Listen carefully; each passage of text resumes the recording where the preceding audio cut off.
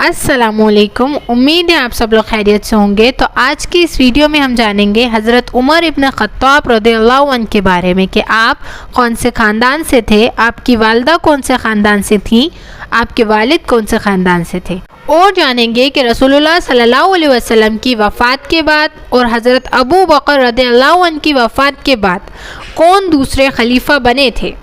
تو آئیے اس بیان کو شروع کرتے ہیں۔ بسم اللہ الرحمن الرحیم۔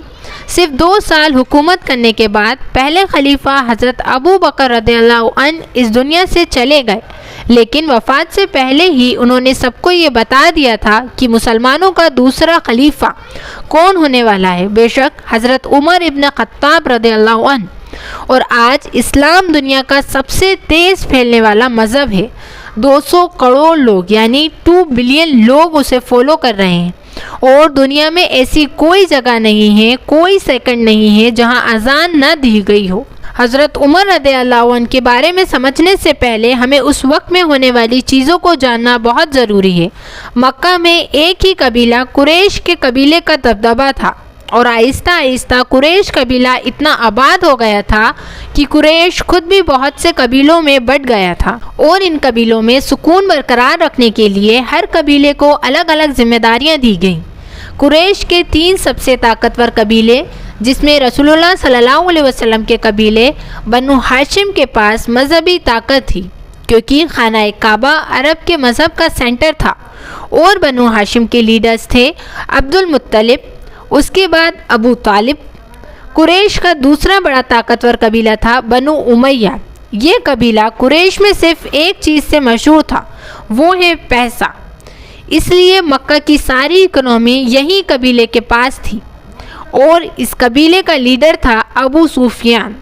اور سب سے آخری قریش کا سب سے طاقتور قبیلہ بنو مخزوم تھا، جو مکہ میں واریئرز کا پریوار تھا، مطلب جو بھی جنگیں ہوتی تھیں وہ اسی قبیلے کے ذمے ہوتی تھی، اور مکہ کی ہر جنگ کی پلاننگ یہی قبیلہ کرتا تھا۔ سب سے زیادہ ہتھیار بھی اسی قبیلے کے پاس ہوا کرتے تھے، اور بنو مخزوم کا لیڈر سب سے طاقتور لیڈر میں سے ہوتا تھا، جن میں سے ایک کو ابو جہل کے نام سے جانا جاتا ہے۔ لیکن حضرت عمر رضی اللہ عنہ کا تعلق ان سب میں سے ایک بھی قبیلے سے نہیں تھا، ان کا تعلق قریش کے قبیلے بنو عادی سے تھا، جو قریش کے ایمبیسڈر کا قبیلہ تھا، اور جب قریش میں آپسی لڑائی ہوا کرتی تھی تو یہی قبیلہ انہیں سلجھاتا تھا، اور ان کے لیڈر تھے خطاب، حضرت عمر رضی اللہ عنہ کے والد۔ اور ایک بات جو زیادہ تر مسلمان جانتے ہی ہیں کہ حضرت عمر رضی اللہ عنہ بہت ہی سخت مزاج تھے، بہت ہی غصے والے ہوا کرتے تھے، کہ سارے مکہ والے آپ سے ڈرتے تھے، اور آپ فوراً سر کاٹنے پر تیار ہو جاتے تھے، کیونکہ یہ خوبی آپ کو اپنی والدہ حنتمہ بنت ہشام سے ملی تھی، جن کا تعلق بنو عادی سے نہیں بنو مخزوم سے تھا، جو قریش کی جنگوں کو سنبھالتے تھے، اور اس قبیلے سے آپ کے چچا زاد بھائی خالد بن ولید سے بھی ملتا ہے۔ حضرت عمر رضی اللہ عنہ نے لوگوں کو اچھی طرح بات چیت سے سمجھانا اپنے والد سے سیکھا، اور وہیں دوسری طرف جو لوگ باتوں سے نہ سمجھتے انہیں تلواروں سے سمجھانا اپنی والدہ کے خاندان سے سیکھا۔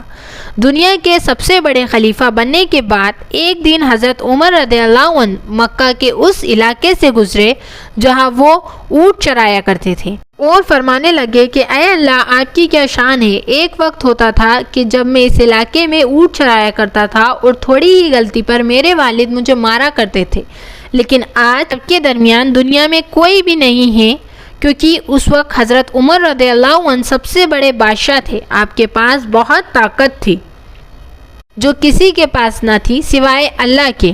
حضرت عمر رضی اللہ عنہ مکہ میں رسول اللہ صلی اللہ علیہ وسلم سے 12 سال بعد پیدا ہوئے۔ جوانی میں اونچے قد کے ہوا کرتے تھے۔ آپ طاقتور ہونے کی وجہ سے بہت جلد ہی مکہ کے طاقتور ریسلر بن گئے۔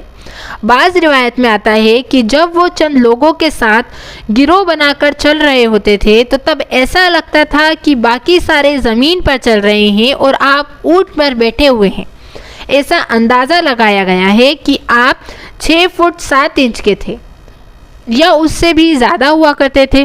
ان سب کے بعد حضرت عمر رضی اللہ عنہ اپنے قبیلے بنو عادی کی لیڈرشپ سنبھالنے لگے، اور مکہ کے بڑے بڑے سرداروں کے ساتھ بیٹھکوں میں بیٹھنے لگے، اور قریش کے سب سے دماغدار امبیسڈر بن گئے، اور اس کے ساتھ انہوں نے اپنا امپورٹ اور ایکسپورٹ کا بزنس اسٹارٹ کر دیا، جس میں وہ مکہ، یمن، سیریا کے درمیان سفر کرتے رہتے تھے۔ اور جب آپ کی عمر 27 سال کی ہوئی تو رسول اللہ صلی اللہ علیہ وسلم نے مکہ میں نبوت کا اعلان کر دیا اور اسلام کی دعوت دینا شروع کر دی۔ اور اسی دوران حضرت عمر رضی اللہ عنہ نے اسلام کی مخالفت کی اور مسلمانوں کے خلاف ابو جہل کے ساتھ کھڑے ہو گئے۔ اسلام قبول کرنے سے پہلے حضرت عمر رضی اللہ عنہ کا مقام اتنا کوئی خاص نہیں ہوا کرتا تھا، کیونکہ آپ اینٹی اسلامک چیزوں میں مبتلا ہوا کرتے تھے، جیسے شراب، جوا اور برے کاموں میں۔ اسلام سے اتنی نفرت تھی آپ کو کہ ایک دن انہوں نے ایک انسان کو اتنا مارا کہ مار مار کر زخمی کر دیا۔ وقت بدلا اور آپ تھوڑے موٹیویٹ ہونے لگ گئے۔ اسی دوران ایک دن مکہ میں ایک غلام کے پاس سے گزرے، جسے ابو جہل نے مسلمان ہونے کی وجہ سے مار مار کر بے ہوش کر دیا تھا۔ جب حضرت عمر رضی اللہ عنہ نے اس کو اس حال میں دیکھا تو آپ اس کو ایسے دیکھ نہ سکے اور اپنا ہاتھ مدد کے لیے آگے بڑھا دیا، اور اس غلام نے آپ سے فرمایا کہ واللہ آپ ان دونوں ظالموں سے بہتر ہیں۔ لیکن حضرت عمر رضی اللہ عنہ کو اس وقت سمجھ نہ آیا۔ اس غلام نے اس دعا کا اشارہ کیا تھا جو رسول اللہ صلی اللہ علیہ وسلم نے اللہ سے کی تھی کہ اے اللہ، مکہ کے ان دو عمرین میں سے ایک کو اسلام کی ہدایت دے، ایک عمر ابن خطاب اور دوسرا عمر بن ہشام۔ ابو جہل مکہ کے قریش مسلمانوں کو اسلام سے دور کرنے کے لیے ابو جہل اور ابو سفیان بار بار بیٹھکیں کرواتے اور کہتے کہ محمد کی وجہ سے ہمارا مذہب خراب ہو رہا ہے، اور یہ سب سن سن کر حضرت عمر رضی اللہ عنہ نے فیصلہ کیا کہ اب جو بھی ہوگا کہ میں رسول اللہ کو قتل کر دوں گا۔ آپ اپنی تلوار لے کر دار ارقم کے لیے نکلے۔ مکہ میں مسلمانوں کا ہیڈ کوارٹر ہوا کرتا تھا، لیکن اللہ سبحانہ و تعالی حضرت عمر رضی اللہ عنہ کو سب سے بڑا گناہ کرنے سے پہلے ہی نواز رہے تھے۔ آپ کو اس چیز کا معلوم نہیں تھا۔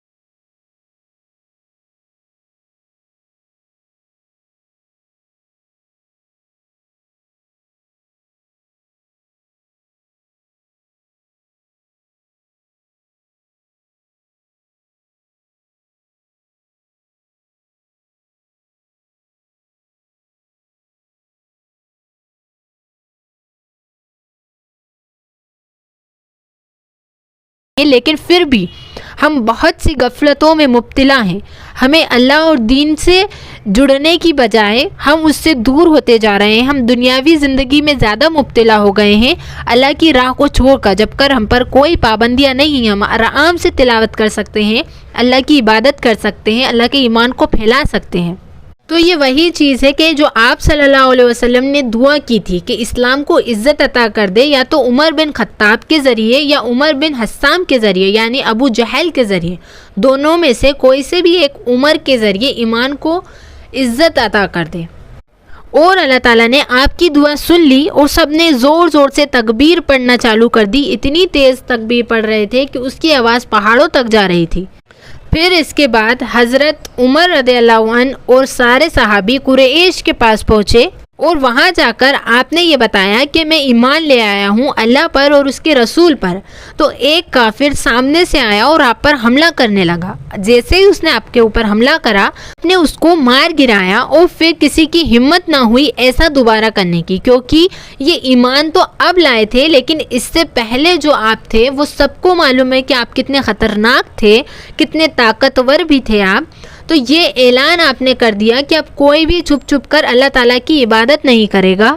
صلی اللہ علیہ وسلم دار ارقم سے نکلے. حضرت عمر رضی اللہ عنہ کے ہاتھ میں تلوار تھی. آپ تلوار لیے آگے آگے چل رہے تھے اور لا الہ الا اللہ محمد رسول اللہ پڑھتے جا رہے تھے. اور جب آپ سب مدینے میں داخل ہوئے, حضرت عمر رضی اللہ عنہ نے قریش سے فرمایا کہ تم میں سے کسی نے بھی اپنی جگہ سے کوئی حرکت کی تو میری تلوار اس کا فیصلہ کرے گی. اس کے بعد رسول اللہ صلی اللہ علیہ وسلم اور تمام مسلمان نے کعبے کا طواف کیا. حضرت عمر رضی اللہ عنہ آگے آگے چل رہے ہیں. مسلمان نے کعبے کی گرد نماز ادا کی اور قرآن کی تلاوت کی, کیونکہ مسلمان پہلے ایسا نہیں کر سکتے تھے حضرت عمر رضی اللہ عنہ کے ڈر سے, کیونکہ آپ پہلے ایمان نہیں لائے تھے اور سخت خلاف تھے دین کے. لیکن جب آپ ایمان لائے تو سب کھلے میں آرام سے تلاوت کیا کرتے تھے. آپ کو اس واقعے کی تفصیل جاننی ہے تو آپ اوپر آئی بٹن پر بھی کلک کر سکتے ہیں اور ویڈیو کو دیکھ سکتے ہیں. اب حضرت عمر رضی اللہ عنہ کے اسلام قبول کرنے کے بعد مسلمان کے حالات بالکل بدل گئے تھے. اس کے بعد حضرت عمر رضی اللہ عنہ نے اپنی ساری زندگی آپ صلی اللہ علیہ وسلم اور اسلام کے لیے وقف کر دی اور کچھ عرصے بعد مسلمانوں کے ساتھ مکہ میں اپنے خاندان چھوڑ کر مدینہ کی طرف ہجرت کر لی.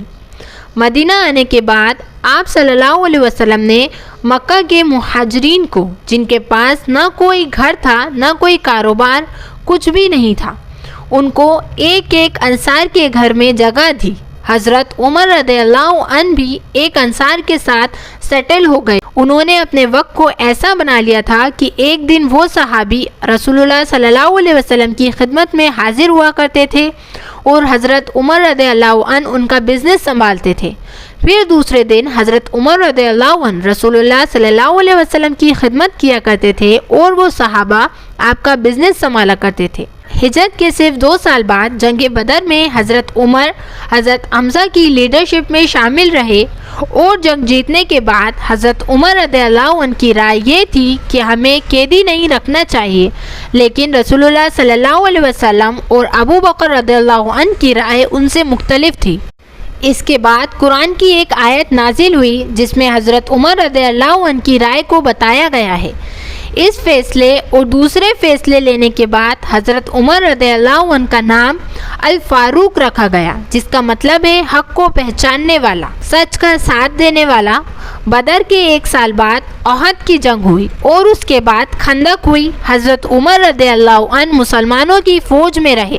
اس کے بعد صلح حدیبیہ کے موقع پر رسول اللہ صلی اللہ علیہ وسلم نے حضرت عمر رضی اللہ عنہ کو مکہ والوں سے ایک ڈیل کرنے کے لیے بولا, لیکن حضرت عمر رضی اللہ عنہ نے آپ صلی اللہ علیہ وسلم سے کہا کہ آپ میرے بجائے عثمان رضی اللہ عنہ کو بھیج دیجیے, کیونکہ اس وقت حضرت عمر رضی اللہ عنہ کے ماموں ابو جہل اب نہیں رہے تھے. ان کے بعد مکہ کے سردار ابو سفیان تھا. آنے والے سالوں میں صلح حدیبیہ کی وجہ سے بہت سے لوگوں نے اسلام قبول کر لیا. یہ دیکھ ان کو رسول اللہ صلی اللہ علیہ وسلم کے فیصلے کے بارے میں سمجھ آ گیا اور اللہ سے معافی مانگنے لگے اور اسلام اس وقت بہت تیزی سے پھیلنے لگا.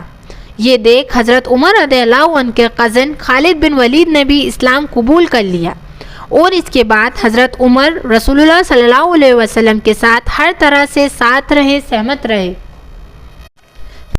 صلی اللہ علیہ وسلم نے حضرت عمر کی بیٹی حضرت افشا سے شادی کر لی۔ پھر مکہ فتح ہونے کے بعد جنگ تابوک میں حضرت عمر رضی اللہ عنہ نے مسلمانوں کی فوج کو سپورٹ کرنے کے لیے ڈونیٹ کیا۔ غزوہ تابوک کے کچھ عرصے بعد رسول اللہ صلی اللہ علیہ وسلم اس دنیا سے چلے گئے۔ جب یہ خبر حضرت عمر رضی اللہ عنہ کے پاس پہنچی تو آپ حیران رہ گئے، آپ کو یقین نہ آیا اور آپ فوراً مسجد نبوی کے گرد کھڑے ہوئے اپنی تلوار نکال کر کہنے لگے کہ جو بھی یہ کہے گا کہ رسول اللہ صلی اللہ علیہ وسلم فوت ہو چکے ہیں، میں اس کی گردن اڑا دوں گا، کیونکہ رسول اللہ صلی اللہ علیہ وسلم ہمیشہ کہتے تھے کہ ایک دن مسلمان رومن اور پرشین امپائر پر حکومت کریں گے اور اس کو فتح کریں گے۔ آپ صلی اللہ علیہ وسلم یہ سب ہوئے بغیر اس دنیا سے کیسے جا سکتے ہیں؟ لیکن حضرت عمر رضی اللہ عنہ کو اس بات کی خبر نہیں تھی کہ اللہ سبحانہ و تعالیٰ انہی کے ہاتھوں دونوں امپائر کو فتح کروائیں گے، اور سب لوگ مسجد نبوی میں غمگین اور سوچ میں تھے۔ تبھی حضرت ابو بکر رضی اللہ عنہ ممبر پر کھڑے ہوئے اور سمجھایا کہ ہمارا کام رسول اللہ صلی اللہ علیہ وسلم کی وفات کے بعد ختم نہیں ہوا ہے، بلکہ اب اصل دین کی دعوت شروع ہوئی، اور سارے لوگ رسول اللہ صلی اللہ علیہ وسلم کی وفات کے بعد مدینے میں نیا بادشاہ بنانے میں لگ گئے۔ اور اس کے بعد حضرت ابو بکر رضی اللہ عنہ حضرت عمر رضی اللہ عنہ کی وجہ سے مسلمانوں کے پہلے خلیفہ بنے، اور حضرت ابو بکر رضی اللہ عنہ کے خلیفہ بننے کے بعد آپ دوسرے کمانڈر تھے، آپ ان کے وزیر اعظم تھے، اور آپ دونوں نے سارے صحاباؤں کے ساتھ پورے عرب کو پھر سے ایک ساتھ کرنے کی کوشش کی، اور جنگ یمامہ کے بعد پورا عرب ایک ساتھ ہو گیا۔ لیکن اس جنگ میں بہت سے حافظ قرآن شہید ہوئے، جس کی وجہ سے یہ ڈر تھا کہ کہیں مسلمان آپس میں اختلاف پیدا نہ کر لیں، اس لیے آپ نے ارادہ کیا کہ قرآن کو ایک کتاب کے روپ میں کمبائن کیا جائے۔ حضرت ابو بکر رضی اللہ عنہ کے کہنے پر مسلمانوں نے پرشین امپائر پر حملہ کر دیا اور مسلمانوں نے سارا علاقہ فتح کر لیا، اور ایک ہی ٹائم میں رومن امپائر پہ بھی حملہ کر دیا، لیکن مسلمانوں کو اتنی کامیابی نہ ملی، اور خالد بن ولید پرشین امپائر میں موجود تھے، نہ کہ رومن امپائر میں، اور حضرت ابو بکر رضی اللہ عنہ نے خالد بن ولید کو خط لکھا کہ وہ اپنی آدھی فوج لے کر رومن امپائر کے لیے نکل جائیں، اور آپ نے بڑی تیزی سے رومن امپائر پر حملہ کیا اور دمشق کو ہر طرف سے گھیر لیا، اور خالد بن ولید ہر فیصلے کو کرنے کے بعد مدینے میں خط پہنچاتے تھے، اور جب حضرت عمر رضی اللہ عنہ کو خلیفہ بنایا تو انہوں نے کچھ ہی عرصے بعد مسلمانوں کے سب سے بڑے جنرل کو عہدے سے ہٹا دیا۔ اس مسئلے کو ہم دوسرے حصے میں جانیں گے۔ اور جب یہ خبر حضرت ابو بکر رضی اللہ عنہ تک پہنچی، آپ کی اچانک طبیعت خراب ہونے لگ گئی، جسے دیکھ آپ کو یہ علم ہو گیا تھا کہ یہ آپ کی زندگی کے آخری لمحے ہیں، اور حضرت ابو بکر رضی اللہ عنہ نے سارے صحاباؤں کو بلایا اور رائے لی، اس میں حضرت عثمان غنی رضی اللہ عنہ بھی شامل تھے۔ اب ہم اس کو اگلے پارٹ میں ڈسکس کریں گے۔ السلام علیکم۔